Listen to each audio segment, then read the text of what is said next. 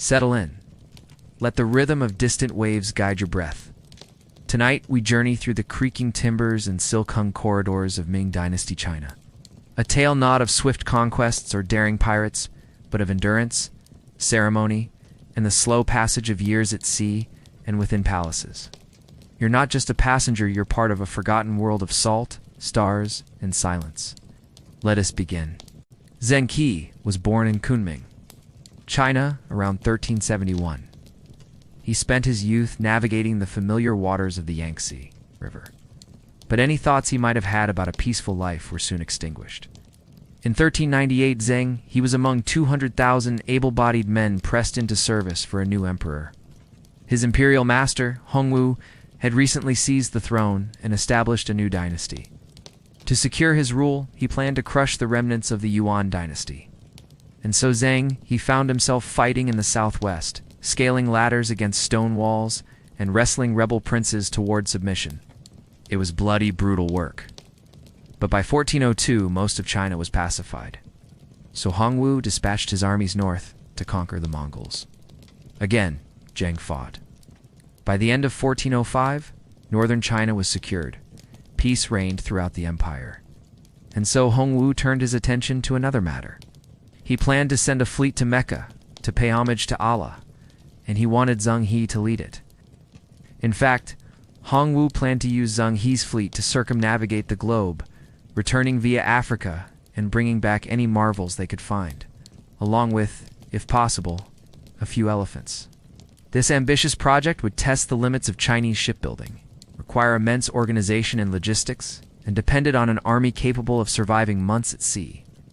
But none of those things fazed Zheng He, because while Hongwu had come to power through warfare, he ruled with a different strategy. It was one of peace. Across China, he established government offices to oversee everything from agriculture to weights and measures. At every turn, he sought able men to run these offices. He saw such a man in Zheng He. Over the next 3 years, the eunuch organized granaries, recruited laborers, built docks, and trained sailors, all according to his own designs. That work done, he assembled his fleet. It would become the largest in history. Sailing out of the port of Tianjin in 1405, the Chinese treasure fleet consisted of nearly 200 ships, including 62 treasure ships. These vessels ranged up to 400 feet in length, which made them the biggest ships of their time. They carried 4,000 soldiers, 100 elephants, enough food to feed everyone for 2 months, and so much gold and silver, it practically flowed out of the holds. On the main ship, where the admiral commanded, stood for masts, crossed by yards that supported square sails made of hemp. Though in truth, only one sail was needed to drive the treasure fleet, for its true engine was manpower. Thousands of oars lined each side of the ship, enabling the fleet to travel 300 miles per day without wind. With all that manpower, the treasure fleet required an army of support vessels too. There were store ships carrying food and water, surgeon ships tending to the sick, and smaller boats shuttling between larger vessels. Together, they formed a city at sea.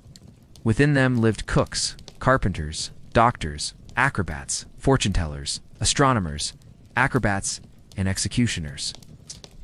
In fact, there were so many people in the fleet, they needed more food than the ships could carry. So fishermen were hired to join them, catching fish along the way. In July 1405, the entire fleet set sail for the west, heading out into the Pacific Ocean for the first time ever. Zheng He steered south, skirting the Japanese islands before heading across the Philippine Sea. Storms lashed the fleet. Winds cracked masts. Waves smashed against gunwales. But Zheng He's ships were big and tough, staying afloat as they pitched and rolled. Once past the Philippines, the treasure fleet turned west, into the vast unknown. Exactly what they did next depends on who you ask. Ancient Chinese accounts tell of reaching the far shores of the Indian Ocean, meeting with kings and sultans, paying respects to Allah in Mecca. But these tales have been lost to time and contradiction. Western historians suggest instead that bad weather scattered the fleet in Zheng He. Finding himself alone, sailed south and then east toward Africa. Whoever wrote the truth, the treasure fleet's path is clear. They followed the coast of Somalia south, until they reached Malindi, Kenya, where they made camp. Here, the fleet stayed for 10 days, collecting supplies and allowing soldiers to stretch their legs on land. There's some evidence that during this stop, Zheng He rescued a local prince who'd been taken hostage by a rival state. As thanks, the grateful leader gave him 12 elephants and untold quantities of gold. From Malindi, the fleet continued southward, rounding modern Tanzania and sailing along the East African coast. Somewhere along this route, the treasure fleet anchored for the last time. Here they encountered more storms and more disease, and many men died. According to one account, half the fleet didn't survive. What happened next is anyone's guess. Some say Zheng He buried the rest of the fleet's treasure and led his men home. Others say the treasure fleet wrecked on the way back to China. But we do know that Zheng He returned to China. Sometime after 1407, he arrived in Nanjing to a hero's welcome. Officials crowded the dock. Emperor Hongwu met him with open arms. Rewards and honors awaited. But Zheng He didn't care. He'd suffered the loss of thousands of men, seen his fleet dwindle to a shadow of its former size. He'd traded precious treasure for trinkets. Worse yet, he'd failed to bring back any elephants. For all his efforts, he'd accomplished nothing. Of course, Emperor Hongwu thought otherwise. He awarded Zheng He the title Lord of the South Seas and gave him a noble title and a noblesse reward, enough wealth to make him one of the richest men in China. And Hongwu wasn't done with him yet. He put Zheng He in charge of supervising construction of the Forbidden City and then as an imperial envoy to Mongolia. It's finally giving him the chance to visit Mecca. After that, though, his story ends. Most accounts simply note that he died sometime in the 1430s, though no one knows exactly how or why. So let's go back to the present and imagine what life was actually like on board one of the Treasure Fleet's ships. First off, the conditions were gross. Sailors spent long stretches without bathing. Salt crusted under their collars and mixed with sweat to make their skin itch. Below deck, the world smelled of damp rope, spoiled rice and bodies, too long without fresh water. Pirates were less of a threat than disease. Sailors typically slept in hammocks, but not these sailors. Instead, they laid on bamboo mats. Food was a bland porridge of millet and salted fish, with vegetables growing scarce after the first few weeks. Even the tea was bitter and the water stale. If the supply ships met the fleet, rations improved. Not, they worsened. Teeth ached with the slow rot of scurvy. Storms were every sailor's worst enemy. Not pirates, not even rival navies. When black clouds gathered and waves rose like mountains, sailors lashed themselves to the mast and prayed to Mazu, the goddess of the sea. Life was also regimented. While there were no hammocks, there was routine. You rose at the sound of the bell, perhaps for strikes, to mark the hour before sunrise. The wind shifted. Officers barked orders. The sails groaned as they unfurled like the wings of a great wooden bird. Work was in silence, or near to it. Officers patrolled the decks in dark robes, hands clasped behind their backs. If you weren't working, you watched others work. Sailors hauled on ropes, climbed rigging, swabbed the deck, polished the brass until it gleamed like a mirror. You waited for the order to hoist anchor and move out, hoping the horizon would shift and reveal land. You dreamed of the moment when the fleet docked, and you could stretch your legs on solid ground. As you look back on the fleet, you realize something else.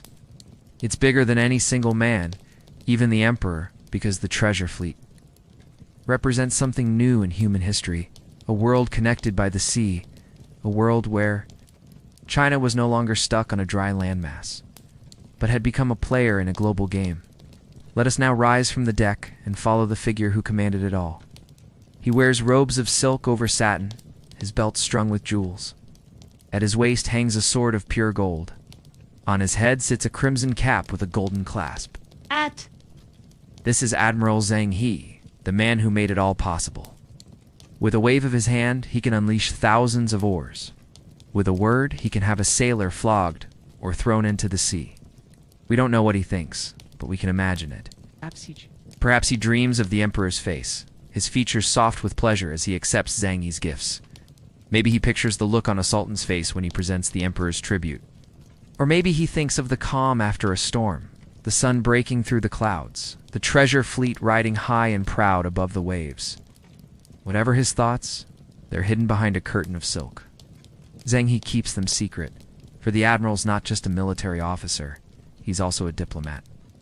He's the face of the Chinese Empire, and empires don't show their cards.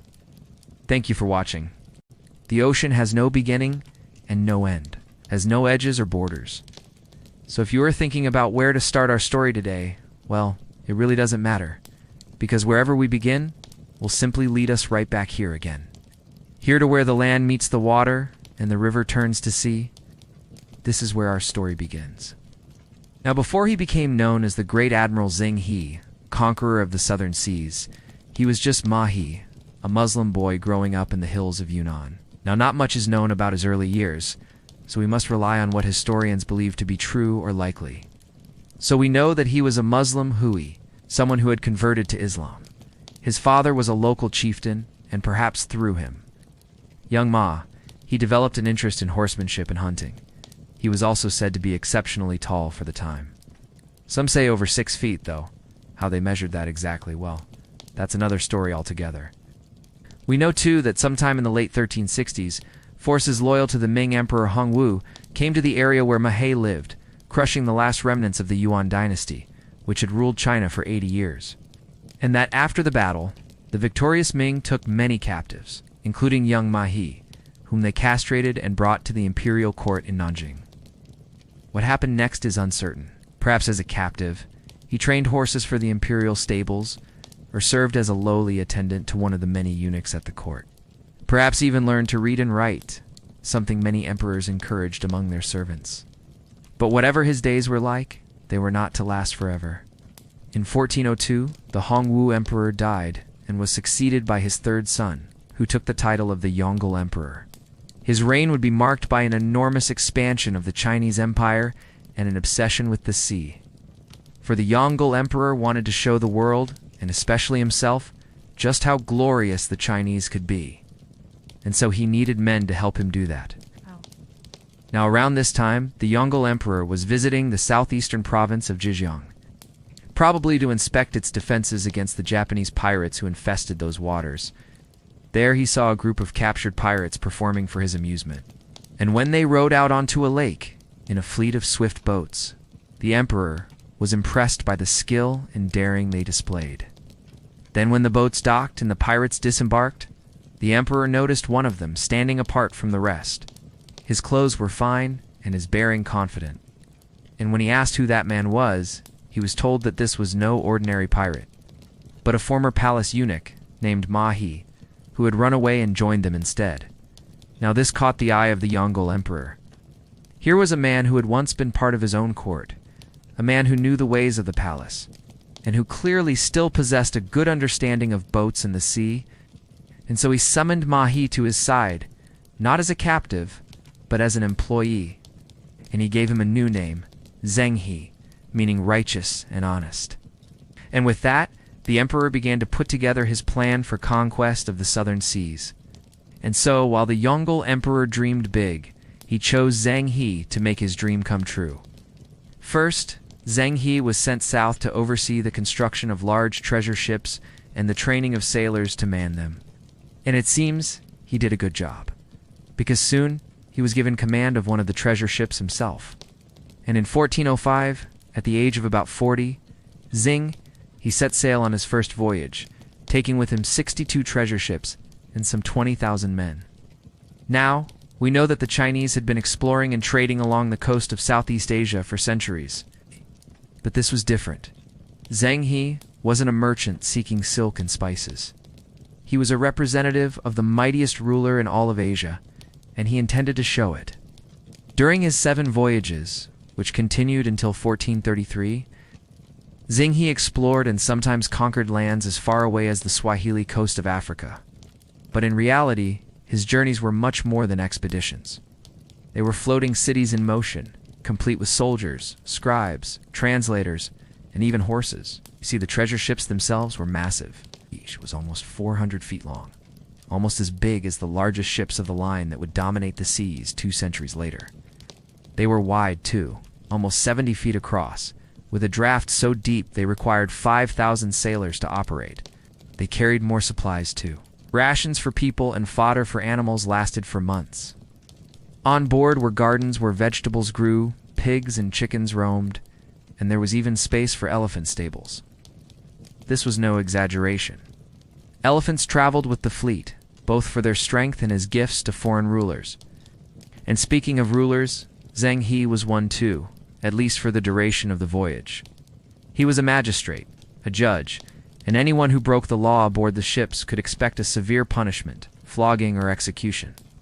And those who stepped out of line on land were in peril too.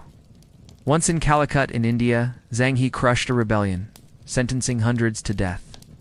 The place is still called Little China to this day, but he was also a diplomat. He traveled to Calicut in 1409 on his third voyage to receive the elephants that the local Raja had promised to his emperor. But the Raja had broken his word and refused to give them up. Zheng He waited for 3 months, then decided to leave without them. On the way, his fleet anchored near the Maldives Islands and sent men ashore to collect spices. But when they returned to the ships, they found a local sultan waiting for them, demanding that they turn over their goods. Zheng He refused, and so the sultan ordered his men to attack. It was one of the only battles Zheng He lost, and he never forgot it. On his 5th voyage, when his fleet anchored in the same islands, he went ashore and chained the sultan's son to one of the cannons on the ships, forcing him to watch as the Chinese unloaded their cargo. And in Ceylon, modern Sri Lanka, he landed to crush a rebellion against the Chinese-backed king. Once again, his cannons did the work. He killed nearly 30,000 rebels, and when the survivors fled to the hills, his men pursued them. He returned to Ceylon 3 times, once to crush a rebellion by the Portuguese, another time to punish those who murdered a Chinese monk, and a 3rd time to enforce the tributary system. But he wasn't always violent. In Malacca, for instance, he helped install a pro-Chinese ruler, and in doing so established a firm ally for the empire. And when he went to the island of Sumatra on his 6th voyage, he purchased a temple dedicated to Avalokitesvara Bodhisattva, the embodiment of mercy. He donated it to the king of Siam, and when it arrived, so did thousands of Chinese immigrants to help construct Buddhist temples throughout the kingdom. Zheng He was a contradiction, a eunuch who ruled like a king, a man who commanded 20,000 men while having none of his own, a devout Muslim in a predominantly Buddhist and Confucian navy. And yet his loyalty to the emperor was unshakable, followed him from victory to crushing defeat and back again. And this unwavering loyalty is what made the Yongle emperor trust him completely. Zheng He was given charge of the entire fleet and control of a vast fortune. He was paid handsomely for his service, too. But the Yongle emperor gave him something even better: prestige. He let Zheng He live the life of a king, granting him noble titles, allowing him to keep whatever treasures he captured, and even giving him women for his pleasure. Yet Zheng He's power was also his weakness. You see, it was tied to one man, and one man alone, the Yongle emperor. And when he died in 1424, his successor, the Hongzhi emperor, turned away from his father's focus on grandeur and towards frugality and simplicity. Zheng He's position at court didn't survive the change in priorities, and in 1433, he completed his 7th and final journey, sailing back to China, empty-handed. What happened next is uncertain. Some say Zheng He died at sea, and that his bones are buried beneath the waves. Others say he returned to Nanjing quietly, turning over his fortune and going back to being a eunuch in the palace, leaving behind only the stone inscriptions and stories of his incredible voyages. And that brings us back to the beginning of our story, to the place where the land meets the water and the river turns to sea. Because while Zheng He may be gone, his story lives on in the tales that fishermen tell of giant ships, sailing the night, or in the ruins of mosques built by his Muslim followers, or in the coins minted in Calicut, stamped with the Chinese characters for treasure ship. You see, while the Chinese did not chart their own course to circumnavigate the globe, as some explorers would do 200 years later, they certainly had the chance. And it was a chance made possible by one man, a man who went from captive to conqueror, a man whose exploits captured the imagination of the Yongle emperor, a man who became Zheng He, conqueror of the southern seas. Thank you so much for watching. If you enjoyed this episode, please consider subscribing. We're just 3 friends trying to bring history to life, and we can't do that without your help. Till next time, remember, the ocean has no beginning and no end, has no edges or borders. So where will you start your story today? In 1433, when the final sails lowered and the docks of Nanjing fell quiet, the age of maritime ambition ended not with a storm, but with a sigh. For 7 decades, Chinese junks had roamed the seas from the Persian Gulf to the eastern shores of Africa, venturing farther than any fleet before or since. Backed by the might of the Ming Empire, these voyages had displayed China's power through sheer scale. Treasure ships so massive they defied contemporary understanding carried enough supplies to sustain months at sea. Whole cities trembled before their approach, awestruck by the sheer number of soldiers, merchants, and acrobats on board. Forts, palaces, and entire mountain chains became part of a magnificent spectacle. Spectacles of such grandeur that emperors across Asia took notice. Yet when the flagship returned to China's shores, its decks laden with tributes from distant kings, it found little fanfare awaiting it. No victory parades, no jubilant crowds. When the admiral stepped ashore, he was arrested. The emperor who had sent him sailing no longer remembered his name, and the glory days of China's maritime ambitions came to an abrupt end. In less than a century, the mighty treasure fleets were no more. Historians offer many answers for this sudden reversal. The Confucian elite, long skeptical of the eunuch's growing power, had little interest in foreign lands or maritime trade. The treasure voyages were costly. They brought prestige, but no lasting territorial gain. The empire's priorities shifted. The Great Wall grew, military budgets went north. Pirates pressed against the coasts. But while each of these played a part, none tell the whole story. What force could turn a vast, wealthy empire away from the riches of the sea? Why would China abandon exploration when its neighbors clung to trade routes that connected them all? How did the greatest navies on Earth vanish without a trace? The story of China's great fleets is one of hubris and perspective. Each voyage was a gamble, an investment in a hopeful future that depended on a careful balance of power. Let's go back to the beginning. To appreciate the scope of what came after, we have to see how the Chinese built a navy capable of circumnavigation. To understand their maritime revolution, we first have to look inland, to the heart of the empire. For centuries, the Yellow River had been China's heart and artery, cradling its earliest cities, transporting grain, troops, and goods, connecting north to south. But by the 1400s, it had become a liability. Floods ravaged the farmland, threatening the very survival of the empire. So the capital moved south to a new location on the coast, the future site of Beijing. There, far from the river's capricious wrath, it would be closer to the sea.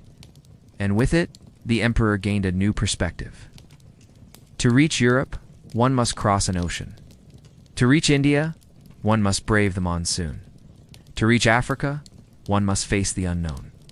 By comparison, the Silk Road was a gentle path, traveled by caravan across hospitable plains. The sea, though, was a different matter. Storms, shipworms, and mythical sea monsters lurked beyond the horizon. Mariners like Zheng He were pioneers charting paths into the unknown. His massive ships, some as tall as a 5-story building, were made to endure the open ocean. Advanced for his time, they featured watertight bulkheads, stabilizing fins, retractable anchors, and a sophisticated rudder system which allowed them to sail directly into the wind. This innovation alone made the treasure fleets unrivaled. Though most of the ships were lost to history, recent discoveries have revealed details of their construction. Archaeologists discovered one of the largest ancient shipyards ever seen in China, evidence of the incredible industrial capacity of the Ming Empire. Today, just a few ships remain, preserved in fragments, but enough to hint at their former glory. The largest of these ships measured almost 400 feet long and 90 feet wide, about the size of today's aircraft carriers. Their deep holes allowed them to submerge their top-heavy masts below the waves, giving them unmatched maneuverability. Other ships specialized in cargo, stacked high with porcelain, silk, spices, and jade, along with enough food, water, and fuel to make the journey back to China without resupply. These giant junks weren't just vessels, they were floating cities, carrying enough people to populate a small town. With intricate living quarters, latrines, kitchens, and warehouses. They were designed to sustain life on the high seas for months at a time. More than anything else, they symbolized China's power and wealth. But to truly appreciate the treasure voyages, we need to hear from the men who made them, those who explored the unknown and braved the elements. It's hard to imagine a more unlikely sailor than the man credited with starting it all. When he was born, his family probably wouldn't have noticed. His father, a courtier in the imperial palace, had plenty of sons, one of whom would eventually become the third emperor of the Ming dynasty. But this boy was different. The chronicles tell us he was born with a deformity, an extra finger on one hand. Custom dictated his family should kill him or abandon him to die. Instead, they cast him adrift in a river where he was discovered by eunuchs, men castrated before adulthood to serve the imperial court. The young man taken in by the eunuch leader, Gao Gui, whose surname meant bald in English. Years later, he'd earn a different honorific name, Zheng He, meaning righteous valor. But at first, his life was marked by hardship. Zheng He grew up among fellow eunuchs, who endured mockery and scorn from society, forming tight bonds with his peers. His early life remains a mystery. We don't know how he learned to read or write, or if he received any formal education. Instead, he picked up knowledge from his experiences and the diverse group of people he met. His first job in the palace may have been cleaning the emperor's chamber pots, but soon he became an attendant and then a personal servant. While there, he likely developed the skills that would serve him well as an explorer, reading maps, finding his way around, making mental notes of roads and rivers. Because although his ancestors were from Vietnam, he knew the entire empire like the back of his hand. As a young man, Zheng, he entered a martial arts competition organized by the emperor's older brother. His skills caught the eye of the imperial family. Before long, he was appointed commander of the palace guards and tasked with protecting the prince. His loyalty paid off. When the prince became Emperor Yongzheng, he became his right hand, accompanying him on tours around the empire, learning to ride horses, shoot arrows, and wield a spear. The two bonded quickly, sharing a love for falconry and a fascination with the broader world. On one hunt, Zheng He got separated from the rest of the party, lost and alone. He spotted a tower in the distance and walked toward it. Inside sat a Muslim astrologer and compass maker named Zhang Qi. Realizing he'd stumbled onto an expert on navigation, Zheng He engaged him in conversation. Perhaps he asked for directions home. But scholars speculate that their meeting had a deeper significance. A Muslim scholar exposed the eunuch to ideas from Islam, perhaps even showing him navigational tools like the magnetic compass, quadrant, and astrolabe. When Zheng He returned to the emperor, he mentioned the Muslim's skills and suggested employing him for a secret mission. The year was 1405. At 27 years old, Zheng He had risen faster than anyone expected. Later, he'd capsized this reputation, crashing the Ming's grand fleet into obscurity. But for now, his career was on the rise. The emperor dressed him in fine garments, gave him a noble title, and married him off to one of his own daughters. Then he set him loose on the world. "Go explore," he said. "Find me treasure." So Zheng, he set sail for Indonesia, arriving in the port city of Malacca. From there, he ventured further, rounding the Malay Peninsula, passing through the Strait of Malacca, and sailing past modern Thailand, Burma, and India. Everywhere he went, local rulers marveled at his size and skill, offering him precious materials and exotic animals. Most understood his mission. Show me what you have. Some didn't. King Muhammad of Mecca refused to bow to the Chinese demands, summoning a mighty war elephant to challenge the foreigners. But the Chinese had an ace up their sleeve. Zhang He unleashed fire arrows launched from catapults, setting the elephant's stable ablaze. Frightened by the gunpowder and flames, the elephant trampling its own kind and panicking locals, Zhang He easily won the day.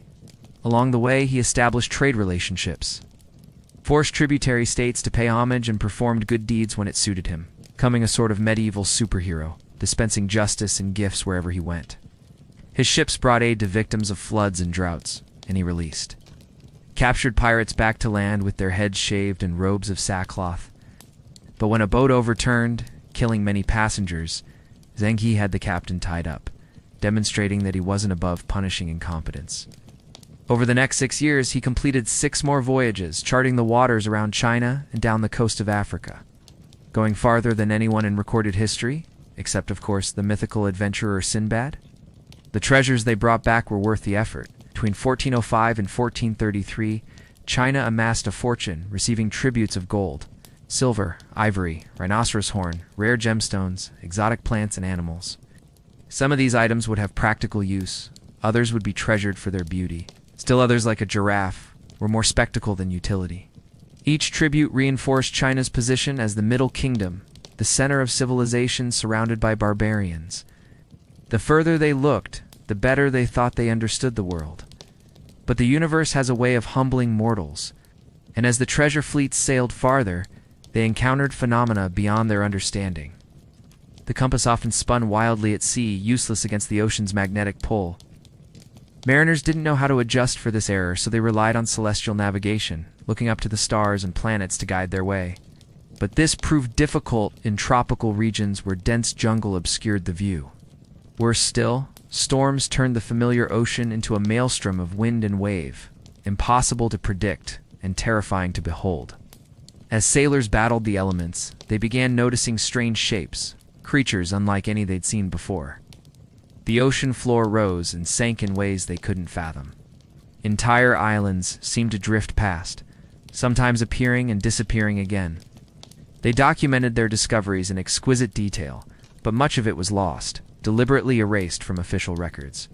And so it's hard to say how much the Chinese understood of what they saw, what stories they brought back and told around the dinner table. But one thing is certain, the grand voyages ceased before long.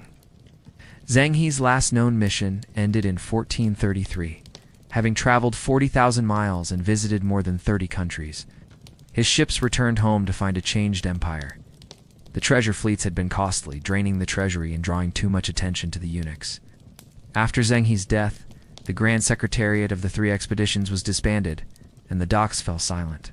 Yet somehow, rumors persisted of ships crossing the sea, returning from adventures far beyond China's shores. Sailors told stories of encounters with dragons, mermaids, and demons, as well as fantastic cities made of crystal and gold. Even today, we can't be sure how much truth lay behind the legends, though it seems clear that the Chinese imagination was captivated by the endless possibilities of the sea. I'm the host. This is our channel, and we've been exploring the wonders of the ancient world since 2009. Our mission is to help everyone discover how rich and complex the ancient world really was. We do this by bringing you new videos every week, focused on a different aspect of daily life in the ancient world. From politics and economics, to warfare and religion, philosophy, and everything in between. Here's an image for you. Imagine now that you are no longer at sea. The air is still heavy with the scent of incense and the faint fragrance of lacquered wood. You walk the corridors of the Forbidden City, where silence itself carries meaning. The palace is vast, 9,000 rooms arranged in strict symmetry. Red lacquered doors, yellow glazed tiles, and bronze cauldrons that once held fire to warm the winter courtyards. Here the eunuchs move like shadows. Dozens, hundreds. Men without heirs entrusted with the emperor's inner sanctum. Some were servants, others power brokers. Few like Zheng, he became kingmakers. Most served in quiet anonymity, trimming scrolls, stoking fires, tending silk robes. The women of the palace, concubines, maids, noble ladies, lived cloistered lives. Their days marked by embroidery, music, rituals. Power came not from speech, but from being seen, or from not being seen. At the center, the Son of Heaven. The Emperor, secluded, divine, and bound by ritual. Each morning he faced the business of empire with careful deliberation, surrounded by ministers who bowed and withdrew, surrounded by secrets. Life here was slow, controlled, a constant performance. Tea was served with 3 precise motions. Steps were measured, voices hushed. A misstep could lead to demotion or worse. But to serve within these walls was a path to honor. As we wander these echoing courtyards, let the memory of ocean storms fade. Here, ambition did not shout. It whispered. It's day 32 of our 60-day journey through the history of China, and today we enter the Forbidden City. This is the largest collection of ancient wooden structures in the world. It's a sprawling complex of imperial palaces, courtyards, gardens, and buildings, all constructed from wood. What the palace lacks in size, it makes up for in sheer density of riches. Priceless artifacts, art, sculptures, paintings, and calligraphy. In other words, you won't find anything here that's even remotely PG. So this video will be extra spicy. And now you've gotten used to me narrating your experience wandering through the streets of old Beijing. But today, our guide is someone else entirely. That's right, we're using AI to guide us through the Forbidden City, which is fitting because over 1 million visitors come to do the same every single year. Let's see if it can handle the pressure. As you walk through the Meridian Gate, also known as the Gate of Heavenly Peace, you may not notice much at first. After all, its simple design was exactly what the emperors wanted to project. No fuss, no muss. But as you look around, you might catch a glimpse of the elaborate designs hidden within the structure itself. The beams above are painted with Chinese trigrams, and each of them symbolizes something about the universe and how it interacts with humanity. On either side of the gate, 2 stone lions stand guard, one crouching and the other standing, both with their mouths wide open to devour any bad luck.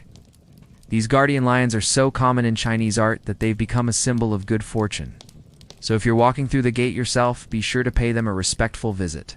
Continuing deeper into the palace grounds, your guide points out a golden pillar. The Forbidden City was full of pillars, thousands upon thousands of them. They were all carefully aligned to the cardinal directions, and each one had a different meaning and purpose. Some were meant to hold up roofs, others to symbolize the strength and unity of the empire. And then there were pillars like this one, which were said to have magical powers. Legend has it that if you spin this pillar 9 times, you'll eventually fly to heaven itself. Well, you might want to give it a whirl. But our AI tour guide has more important things to worry about than flying to heaven. With a sudden jolt, the program realizes something horrible. It's run out of historical data on the Forbidden City. So instead, we'll take a look around ourselves. And wow, are we in for a treat. We're suddenly standing in the heart of the Imperial Palace, surrounded by the finest architecture China has to offer.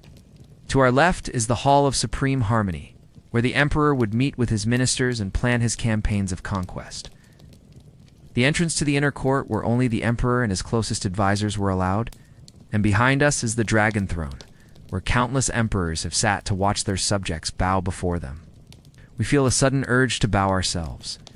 As we make our way through the palace, we pass by courtyards filled with beautiful gardens and fountains.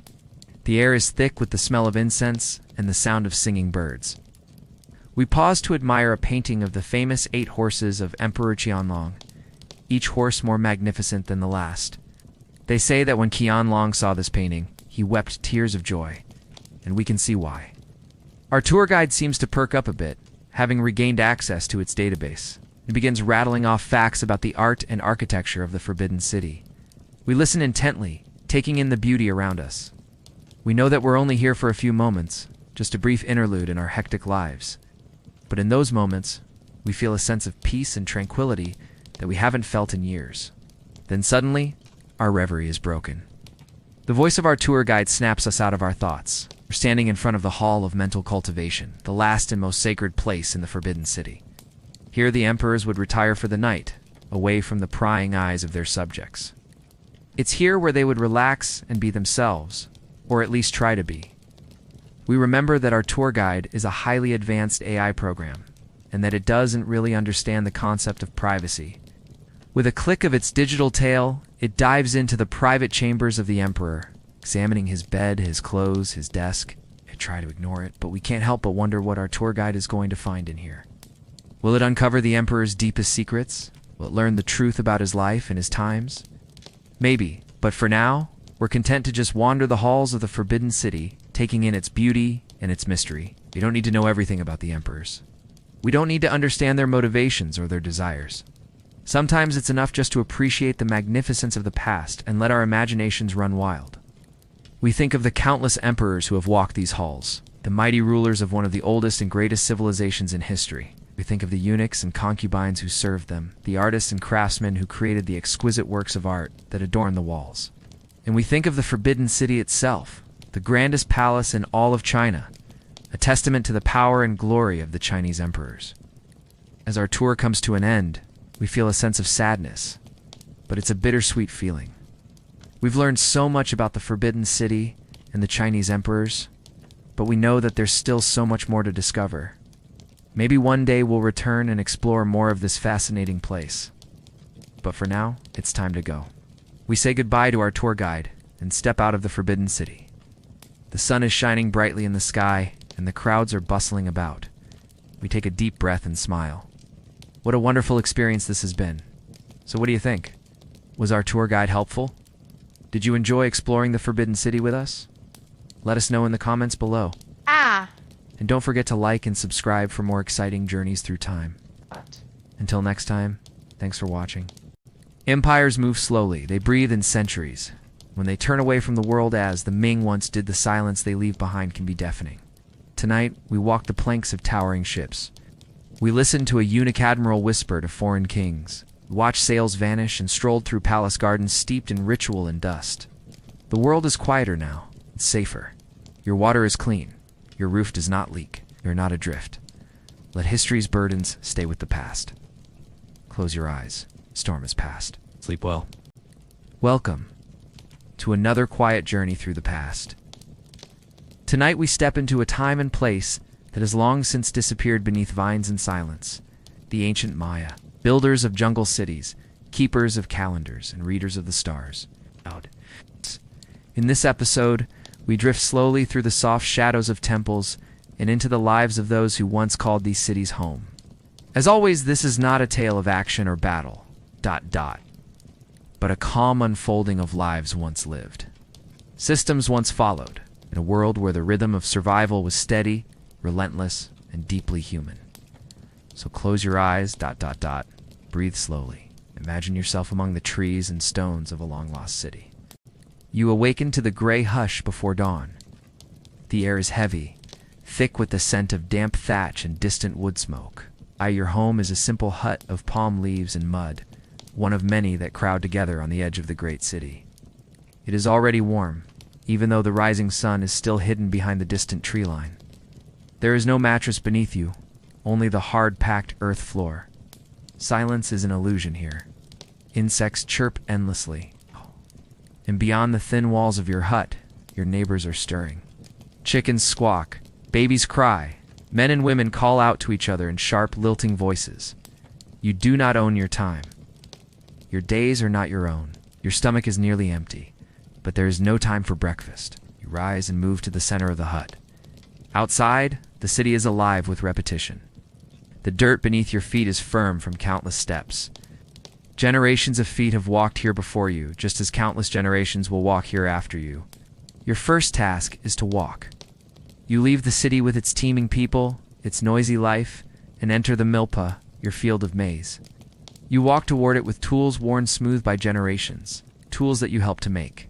Your feet are calloused. You do not wear shoes. You are strong of foot, hardened to walking barefoot on the hard earth roads or the soft dirt paths. Your clothing is woven, scratchy against your bare arms and legs, made from the same plant fibers your ancestors used. You walk past stone pyramids and plazas, not as a tourist, but as a laborer.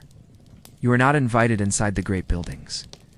Those are for the nobles, for the priests, for those who speak with the gods. Instead, you walk past them, head down, eyes forward to the next task. You pass others like you, stooped, slow, silent, moving purposefully, carrying burdens, walking with burdens. There is no rushing. The day will unfold regardless. The sun climbs higher. The mosquitoes follow you. The air hangs heavy and wet. Beads of sweat trickle down your face, matting the dirt and the grime on your skin. Long before the sun rises fully, you arrive at the field. Here, the sky is larger, more open. Here you work in silence. You work with others. The sky is vast. The earth is hard and dry this season. The rains have been uncertain, and the land is thirsty. You dig, plant, weed. Your back is strong. Your hands are sure. You dig, plant, weed. You must plant now. If the rains come, the seeds will burst into life. New shoots will push through the dry earth, reaching for the light. Green will stain the dry brown landscape. Then you harvest. But that is another day. For now, you must plant. The sun climbs higher, then begins its slow descent toward the western mountains. You continue working until the light fades from the sky. When you are done, you leave your tools in the field and return to the city. The sky is dark now, full of the rich colors of the coming night. The stars begin to prick the darkening canvas above you. Tribute is being collected in the main plaza. Not in coins, but in cacao, in obsidian, in sacks of maize. You must have something to offer. You always must. Not enough? Then you may be conscripted. Your hands may be needed to build new walls, new altars, and so you give what you can. Handful of maize here, some dried peppers there, a length of cotton cloth from your store. At the end of the day, when your back is aching and your belly is empty, you give what little you can, hoping it will be enough.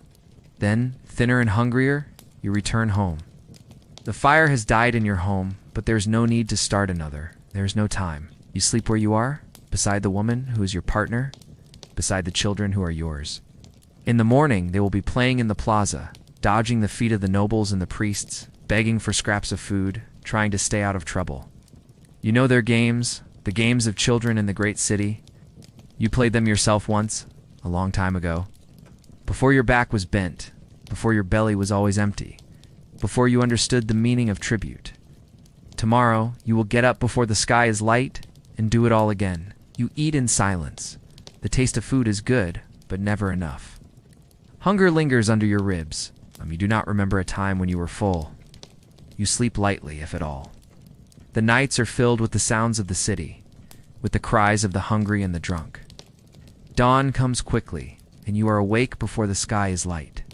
You dress rudimentary clothing, nothing more, and leave the hut. You walk toward the great plaza, drawn by the smoke of a distant fire and the sound of chanting. The priests are preparing for sacrifice. You watch from the edge of the plaza, smoke wafting past your face, smelling of copal and blood. The priests dance, bodies painted with symbols you do not understand, their voices rising and falling in rhythms that are older than memory. They chant in worship, in supplication, in fear. You believe what you are told. You cannot read, but you know the lessons they are teaching. You know the gods they are summoning. Calendar tells you when it is time. For sacrifice, for planting, for watching the skies, for everything. The gods demand attention. They demand appeasement. They demand blood. You watch as the victim is brought to the great altar. Your pleas echo your own desires for a life free from pain and want. You understand their terror. You too have stood where they now stand. You, too, have looked up at the unforgiving sky and begged for mercy.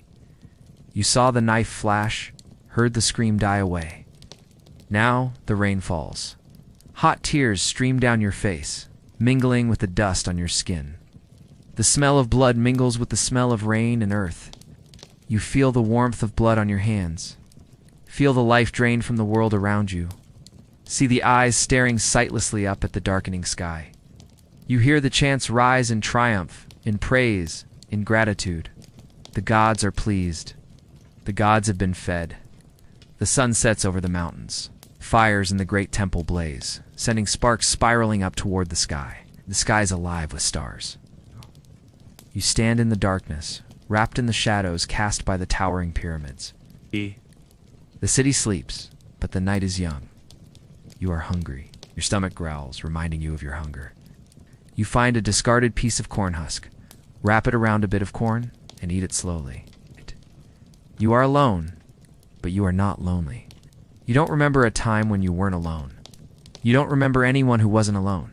You don't remember family. You don't remember friends. You're a single point of I in a sea of we.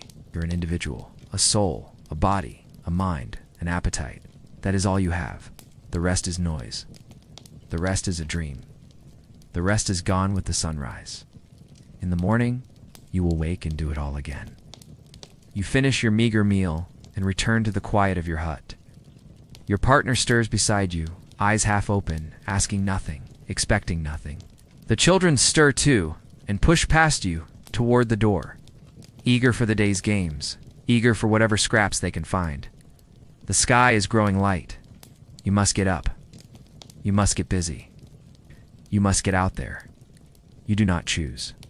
You walk among the great buildings, past the market stalls overflowing with brightly colored wares, past merchants hawking their goods, past nobles on their way to the council chambers, past priests on their way to the temple. The jungle presses close to the city, ever present, always waiting, whispering promises of green shadows and cool water, promises of escape. You hurry along, pulling your ragged clothes tighter against your body, pressing on past the gates, past the guards, past the temples, past the palaces, past the plaza, past everything, running from everything. The jungle beckons. Death is always nearby, waiting for you to slow down, waiting for you to stop. It's an easy mistake to make. Ancient civilizations, especially those without contemporary written records, can be easy to misrepresent. One of my favorites is the Maya. They are often seen as having had cities made of wood that crumbled back into the jungle because they didn't have mortar. The reality is more complex. Hi everyone, welcome to this house. Today we are traveling to Mexico to explore the ruins of Palenque. Make sure to hit that subscribe button so you never miss an exciting episode. Now drift with me northward, far from the bustling tourist traps of Chichen Itza. In Tulum, away from the crowds and commerce to a place more wild and wondrous, the city of Palenque.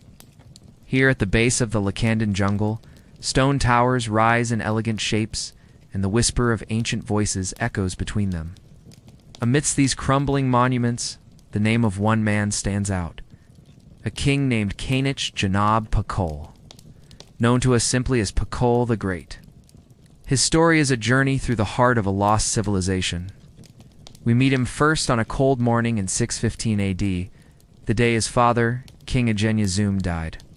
It was a moment that shifted the destiny of Palenque and perhaps all of Mesoamerica. When the king passed, responsibility fell upon the shoulders of his heir, Kanechinich Jugo Pakal. The boy was only 12 years old. Imagine that. A child draped in ceremonial robes, the weight of an entire kingdom pressing down on him, the hopes, dreams and fears of his people entrusted to his young heart. He was too young to rule, or was he? See, there was no age limit set in stone for taking the throne in the ancient Maya world. A ruler's readiness was measured by their bloodline, divine mandate, and wisdom, not by years. Under the watchful eyes of his mother, Lady Sak Kakok, who took the throne as regent, Pakol was groomed for the responsibilities ahead. In the Maya tradition, becoming king was more than wearing a crown. It was a spiritual transformation. Pakal would not just rule over Palenque, he would embody it. In 618, 3 years later, when he was 15, he was formally inaugurated as king, marking the start of the 7th century and beginning of his dynasty. The young king's first act, to dedicate the pyramid of the inscriptions to his deceased father, setting in motion a cycle of remembrance that would define his reign. His rule wasn't marked by war or conquest. It was an era of peace and prosperity. During his long life, which spanned over 80 years, he led his people to new heights. Imagine strolling through the streets of Palenque, vibrant and bustling. The air is filled with the aroma of copal incense mingling with the sounds of merchants calling out their wares. Merchants traveled along the trade routes, connecting Palenque to the wider Maya world. They carried jaguar pelts, obsidian mirrors, cacao beans, even slaves, goods that symbolized power and wealth. Each exchange was a testament to the reach of Palenque's influence. Pakal's influence extended beyond trade. He was a patron of the arts. His court was a hub for skilled artisans who crafted intricate works of art, each piece a masterpiece. Take, for instance, the so-called Pakal sarcophagus. Oh, this isn't actually a sarcophagus. It was likely used as a throne. This magnificent piece is adorned with intricate carvings depicting the king's genealogy, his triumphs, and his connection to the divine. It's a visual feast, a kaleidoscope of ancient Maya artistry. These artisans weren't just craftsmen, they were storytellers, chronicling the glory of Pakal's reign. Their creations are our window into a bygone era, allowing us to marvel at the creativity and skill of these long-gone artists. He was also a visionary leader. Under his guidance, engineers designed and built impressive structures, including the palace, a sprawling complex of interconnected buildings that served as both a residence and administrative center. The palace wasn't just a place of work, it was a symbol of Palenque's grandeur. Can you imagine walking through its corridors, the high walls adorned with murals depicting royal lineages and significant events? The floors, though worn with time, once echoed with the footsteps of nobles and dignitaries. Each room telling its own tale of a bygone era. Pakal wasn't a ruler who isolated himself in a luxurious palace. He was deeply involved in every aspect of his kingdom's life, cared for his people, ensuring their well-being and prosperity. And how do we know this? Well, his record has survived through the ages, inscribed on stele and pottery, and perhaps most famously on the Temple of the Inscriptions. These inscriptions aren't just historical records. They're a window into the heart and mind of a great leader. It tells stories of his victories, but also of his humility. There is one event, however, that overshadows all others. The dedication of the Temple of the Inscriptions in 635 AD. Imagine the scene. A vast crowd gathered before the newly completed temple, their faces a mix of awe and anticipation. Pakal, resplendent in his coronation robes, enters the square. The air is thick with the scent of copal and the sound of chanting. As the priest places the last stone on the temple's peak, a cheer rises, echoing through the jungle. This temple wasn't just a religious structure. It was a testament to human endeavor, a monument to a great king. It was also the first structure in the Maya world to have a true staircase leading to the summit. And here's a bit of trivia for you. The temple was also built over Pakal's first wife's tomb, a testament to the reverence he held for her memory. Fast forward to 683 AD and another dedication ceremony, this time for the Cross Temple. This temple, with its unique cross-shaped shadow at noon, was dedicated during Pakal's 67th year, underscoring the king's longevity and influence. The Temple of the Inscriptions is not just an architectural marvel. It's a repository of history, holding within it the secrets of Pakal's reign in the Maya civilization. Ow. Built in 634 AD, it was the final resting place of Pakal the Great and his wife, Lady Yol Ikanel, who tragically passed away at 20. The temple's inscription provides a rare first-hand account of Pakal's achievements, detailing his lineage and accomplishments. After Pakal's passing in 702 AD, the temple's construction continued, evolving to become his final burial chamber. The coffin was placed deep within the earth, hidden beneath 9 burial chambers. Accessing it required navigating a labyrinth of tunnels, a final resting place that was truly a monument to his legacy. However, it was in 1952 that the world would stand in awe once again. This time, not at the temple, but in a Paris museum. That's where the coffin rested, having been unearthed 5 decades earlier. It was a moment of discovery that transcended time. And why is that? Well, the lid of the coffin bore Pakal's face, not in stone or clay, but on a jade mask, an exquisite example of Maya artistry. It was a striking resemblance, wasn't it? As we stand here today, marveling at these relics of the past, let's take a moment to remember what we've learned.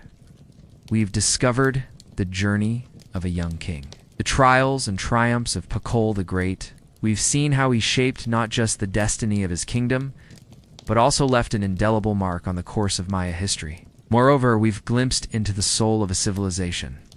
Through their art, architecture, and rituals, the ancient Maya revealed to us a world of intricate beliefs and practices. They showed us that their society wasn't just advanced, it was deeply spiritual and aesthetically brilliant.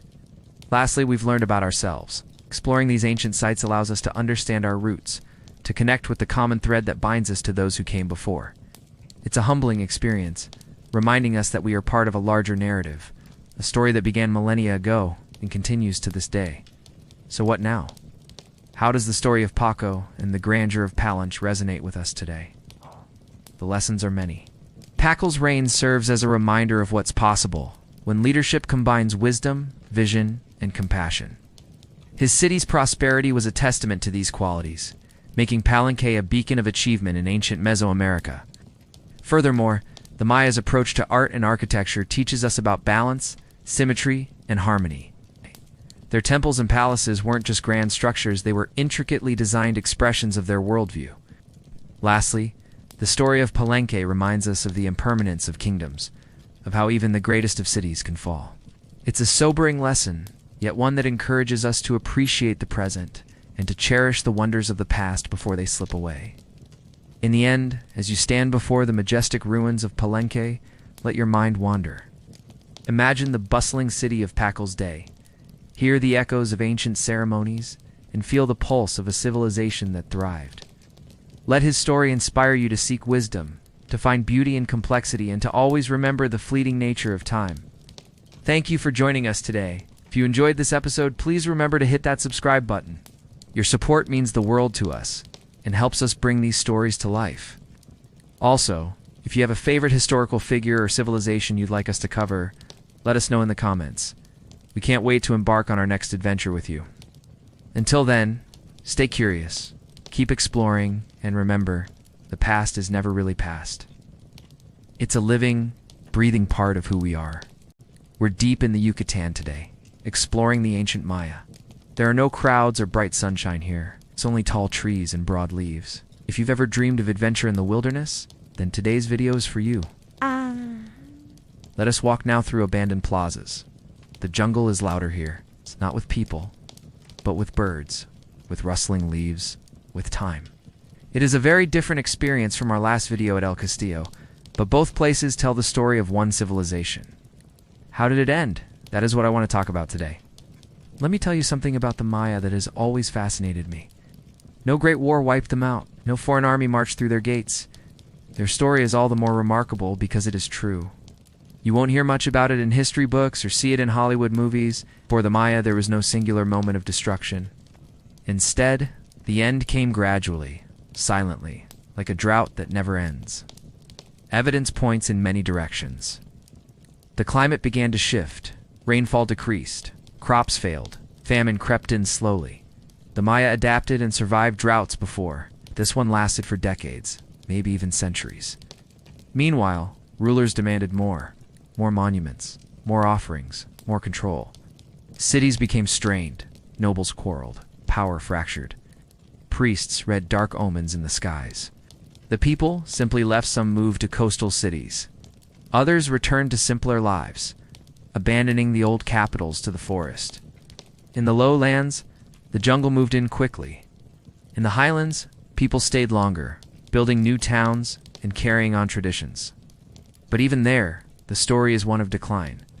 Tikal, the great city, was abandoned in a matter of decades. It's hard to say exactly how or why. Maybe drought alone can explain it. Or maybe there were other factors too, like a growing gap between rich and poor, or pressure from neighboring states. But whatever the reasons, the collapse happened fast. And today, the jungle is full of clues. Archaeologists still sift through layers of stone and earth searching for answers. They decode glyphs that speak of despair and decline. They find tools abandoned mid-use, temples half-finished, skeletons buried in haste. It was not a single fall like the destruction of Pompeii or the burning of Rome, but a quiet unraveling, a system too vast to maintain, a society unable to feed itself. The jungle waited patiently for its return, and so the jungle returned, as it always does. Now let me walk you through the ruins of an ancient city. Pay attention to the details. If you can learn anything from the stones, we'll begin our exploration at Uxmal, one of the last great cities to be built in the Yucatan. It was founded around 600 AD and reached its peak around 800. Then it was abandoned around 1,000 years ago. All that remains are these pyramids, palaces, and a few stone masks. The city was once white, the color of bones and moonlight. Now it is gray, the color of dust and dreams. The buildings are made of limestone and stucco. The Maya used these materials to carve their vision of the world. Look carefully. What do you see? You recognize the animals? These creatures are not real. They live only on the sides of buildings and at the end of staircases. The Maya believed that their world was alive with spirits, both good and evil. They appeased the gods with pyramids and palaces. They flattered the lords with statues and stelae. The art tells the story of kings and conquests. It also tells the story of the people who served them. Step by step, the workers transformed limestone into meaning. They turned rough blocks into palaces fit for a king. They carved abstract designs and painted them brilliant colors. They worked for decades, maybe even centuries. When they finished, the buildings were beautiful. They were also powerful symbols of the state. But look closely at the buildings. See that tiny figure at the top of the pyramid? He's a priest, or maybe a king. See how he is dressed.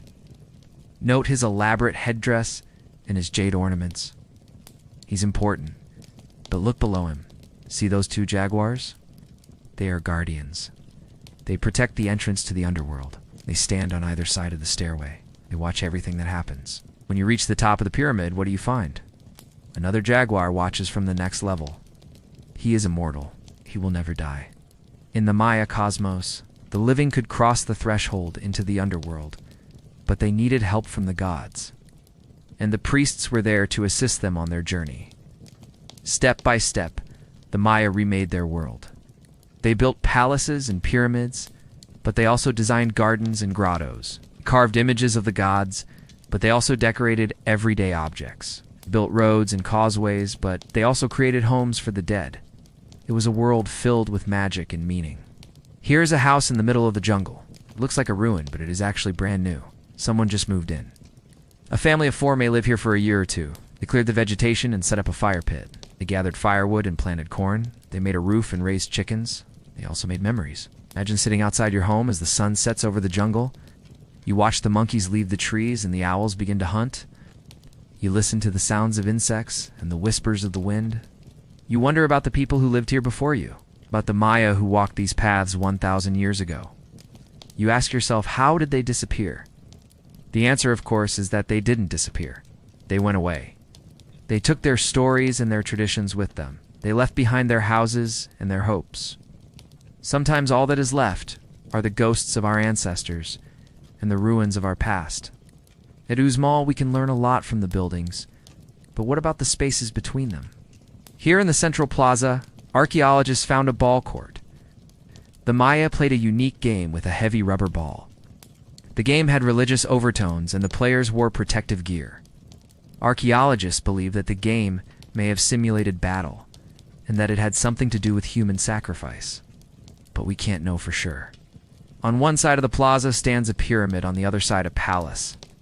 Together they form a kind of triangle with the ball court in the middle. This shape is repeated throughout the ancient Maya, and it symbolizes the passage from life to death. The Maya built these structures to honor their ancestors and to understand the cycles of nature and life. They lived in a world full of light and shadow. They expressed that duality in their architecture and art. In the center of Uzamal, archaeologists found a large pyramid. It is called the Magician's Pyramid because of its unusual shape. It was built around 1,000 years ago. It's the only structure in Uzmal that has stairs on all 4 sides. The Maya built pyramids to honor the gods, but this one is different. It's not dedicated to a god, but it is covered with strange symbols. These symbols are not easy to understand, but they seem to show the passage of time.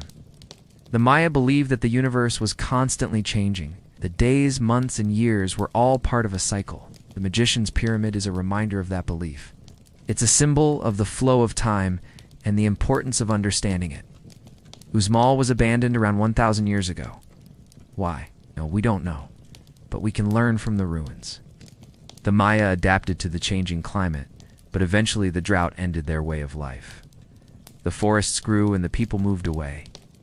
Now we can explore Uzmal and try to understand their story. We can learn from their art and architecture. We can explore their ball courts and pyramids. We can imagine what life was like in the jungle. And we can remember the people who lived here before us. The Maya didn't disappear. They went away. Their story is still being written. Thanks for joining me today. Remember to subscribe for more adventures. And until next time, stay curious. There is a moment when all of this makes sense. Okay, there's a moment when it clicks. And for me, that moment came in an observatory in southern Mexico about 20 years ago. For years, I had been researching Mesoamerican history and culture and archaeology. I was writing my dissertation on the ancient Maya, and in those days, there was a fair bit of fieldwork involved. You travel to an archaeological site, and you sit in the hot sun, and you brush dirt off a pot, or clean up a piece of sculpture, and take measurements and draw maps, and do all the things archaeologists do. And then at night, you go back to your hotel or wherever you re-staying, and you wash off the dirt of the day, and you eat dinner, and you go over your notes. And at least in my case, you drink a lot of horchata, and you write in your journal until late at night. And I was doing this in an archaeological site called Uzmal, in the Puc region of the Yucatan Peninsula. And I was going over some of the data that I had collected, and thinking about the problems I had encountered during the day. And one of the things that I had been working on was the ball court there at Uzmal, which is quite unique because it has 2 parallel courts side by side. They're built into the sides of 2 great pyramids. And the idea was you could play games simultaneously on both courts. Kind of like a high-level metaphor for the duality of life and death, the celestial and the terrestrial, the heavens and the earth. But as I thought about this, I realized that every part of this structure was perfectly aligned with the rising of Venus. And I knew this because I had climbed to the top of both pyramids and stood on the front face, looking out over the horizon and seeing exactly where Venus rose. And it occurred to me that whoever built this place understood Venus rising more thoroughly than anyone else around here. Not only did they know where it rose, but they built everything in relationship to that so that everything would come together at dawn when Venus appeared. So here I was, sitting in this little hotel room, drinking my horchata, trying to understand what it meant that this site was so thoroughly tied to the rising of Venus. I mean, after all, it wasn't like the Maya were unique in noticing that Venus rose. Other cultures around the world knew that too. And the fact that they knew that other cultures knew it too didn't seem to make it any more special. Yet there it was, a once-in-a-lifetime realization. I had found something nobody else had noticed before. At least that's what I thought. Okay, maybe I haven't told you everything. It turns out that Michael Coe, who was a classicist and probably the most prolific writer about Mesoamerican archaeology in the 20th century, had actually written about this in a book that I had read years earlier, but I hadn't remembered. It's the kind of thing you come and remember because it's so obvious once you see it, but you couldn't see it before you saw it. So I spent the next 20 years proving that he was wrong, which I am still doing. Today I study the relationship between science, religion, and society in the ancient Maya. And a big part of that work is figuring out how ancient Maya astronomers used their knowledge of astronomy to influence their religious beliefs and practices. When people think of ancient civilizations, especially in Mesoamerica, we tend to think of them as warlike, superstitious, primitive. We have this idea that they were constantly sacrificing people and engaging in warfare and fighting each other all the time. And while that's true, it's also true that they were intellectuals, mathematicians, astronomers, that they engaged in long-distance trade, diplomatic missions, and had flourishing urban centers with advanced technologies. I don't study religion. I'm an archaeologist. To me, religion is a very personal thing, and I don't feel qualified to talk about anybody's religion, let alone someone else's. So instead, I study material culture, things like architecture and ceramics and sculpture, and I try to figure out how those things reflect broader cultural patterns. One of the biggest challenges to understanding ancient religions is that the people who lived them didn't leave behind any texts recording their beliefs. All we have are the traces left behind by their actions. So much of what we understand about the ancient Maya comes from deciphering their written language, which they wrote in hieroglyphic characters carved in stone or painted on ceramics.